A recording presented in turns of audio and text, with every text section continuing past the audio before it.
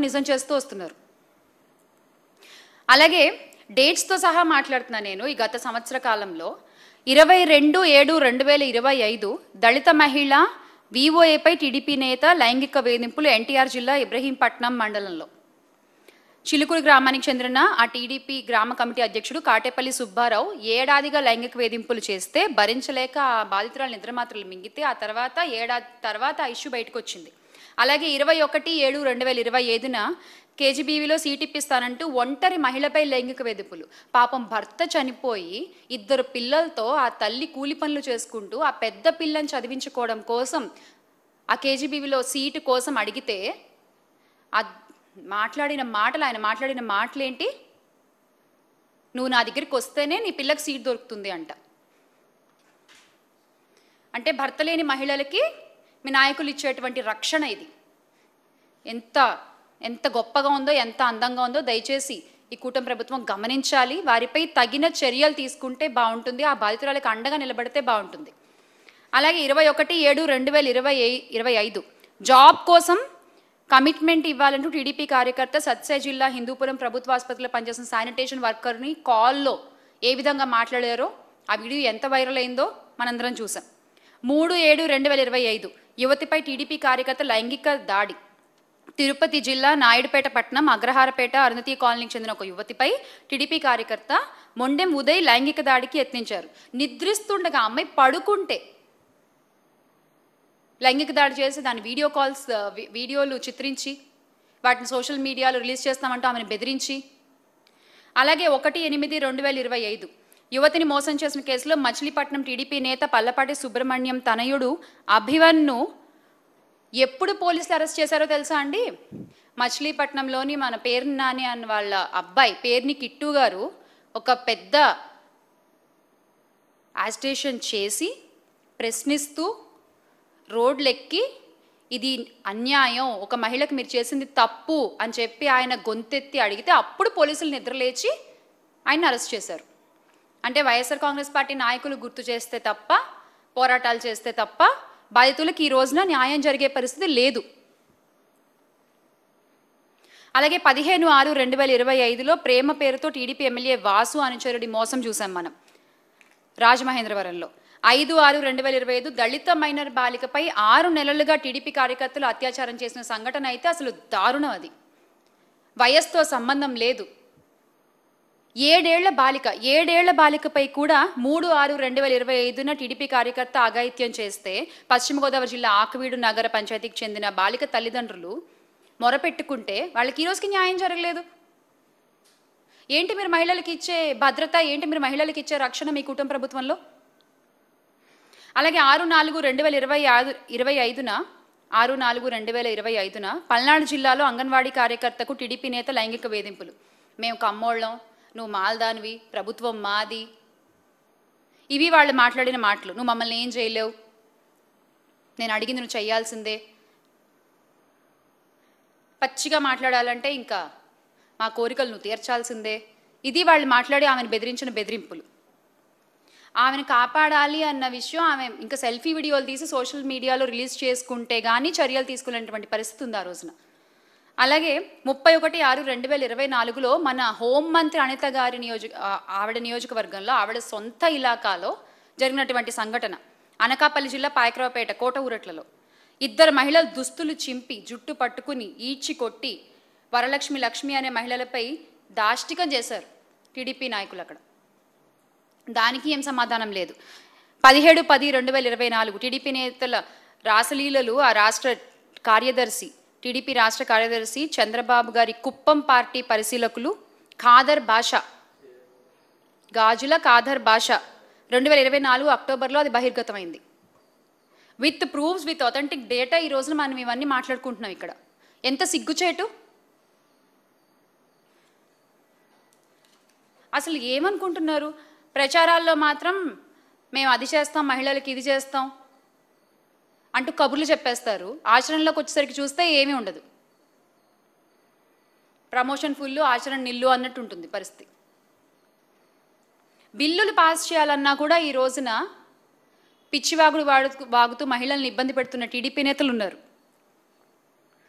వాళ్ళు పనిచేసిన పనికి బిల్లులు పాస్ చేయాలన్నా కూడా ఈ రోజున మహిళల పరిస్థితి వాళ్ళు చెప్పిన మాటలు వినడం, వాళ్ళు చెప్పినట్లుగా నడుచుకోవడం అన్నమాట.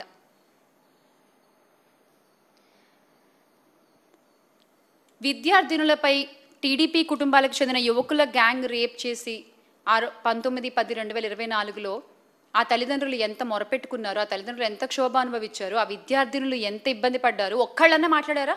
ఒక్కళ్ళన్నా దీన్ని కవర్ చేశారా?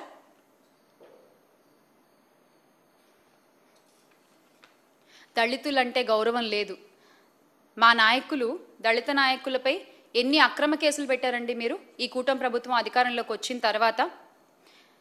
మాజీ ఎంపీ నందిగామ సురేష్ గారి విషయం కావచ్చు, మాజీ మంత్రి మెరుగు నాగార్జున గారి మీద కావచ్చు, ఎమ్మెల్యే తాటిపర్తి చంద్రశేఖర్ గారి మీద, ఎమ్మెల్సీ మొండితోక అరుణ్ కుమార్ గారి మీద, మాజీ ఎమ్మెల్యే మొండితోక జగన్మోహన్ రావు గారి మీద, మాజీ మంత్రి పినిపే విశ్వరూప్ గారు తనయుడు పినిపే శ్రీకాంత్ మీద ఎన్ని అక్రమ కేసులు పెట్టారు?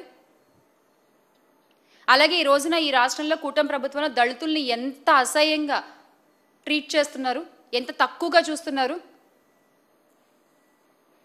అదే వైఎస్ జగన్మోహన్ రెడ్డి గారు గత 5 ఏళ్ళు కులం చూడకుండా, మతం చూడకుండా, ప్రాంతం చూడకుండా, పార్టీ చూడకుండా పరిపాలన అందించిన తీరు ఈ రోజున ప్రతి ఒక్కళ్ళకి గుర్తొస్తోంది. ప్రతి ఒక్కళ్ళు మళ్ళీ గుర్తెచ్చుకుంటున్నారు ఆ రోజుల్ని. అసలు ఈ మనిషి ఈయన చూడండి, అసలు నజీర్ గారు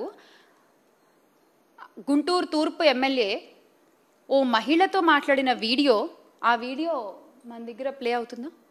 అవ్వచ్చా? ఒకసారి చూడండి, ఒకసారి ఆ వీడియో చూద్దాం మనము. అది చూసిన తర్వాత అంటే ఒక గౌరవప్రదమైన పోస్ట్లో ఉంటూ ఆయన మహిళలతో మాట్లాడేటువంటి తీరు, మహిళల్ని ఉద్దేశించి ఆయన వాడేటువంటి పదాలు ఎంత హేయమైనవిగా ఉన్నాయంటే ఒకసారి మీరే చూడొచ్చు.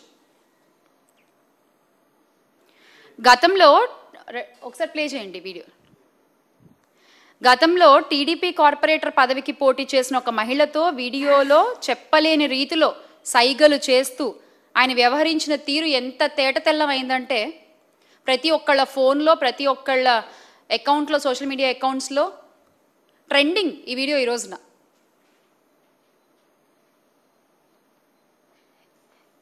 ఆ మహిళ వ్యవహరించిన తీరు సభ్య సమాజం, ఆ మహిళతో ఈయన వ్యవహరించిన తీరు సభ్య సమాజం తలదించుకునేలా ఉందనే అభిప్రాయం ఈ రోజున ప్రతి ఒక్కళ్ళ వ్యక్తమవుతోంది. ప్రజాప్రతినిధి అయ్యుండి కూడా ఈ రకంగా రాసలీలలు చేస్తూ వీళ్ళు ఏమీ చెప్పాలనుకుంటున్నారు ఈ రాష్ట్రానికి నాకు అర్థం కాదు. అంటే మీరు ఒక గౌరవమైన పోస్ట్లో ఉన్నారు, మీరు చాలామంది మిమ్మల్ని చూస్తూ ఉంటారు, మీరు ఎలా మాట్లాడుతున్నారు, ఎలా ప్రవర్తిస్తున్నారు అన్నీ అబ్జర్వ్ చేస్తూ ఉంటారు. మీరు ఒక ఇన్స్పిరేషన్గా ఉండాలి, కానీ మీ ప్రవర్తన, మీ తీరు ఈ రోజున కూటమి ప్రభుత్వంలో నాయకుల తీరు ఎలా ఉందంటే మాటల్లో చెప్పలేని విధంగా ఉంది.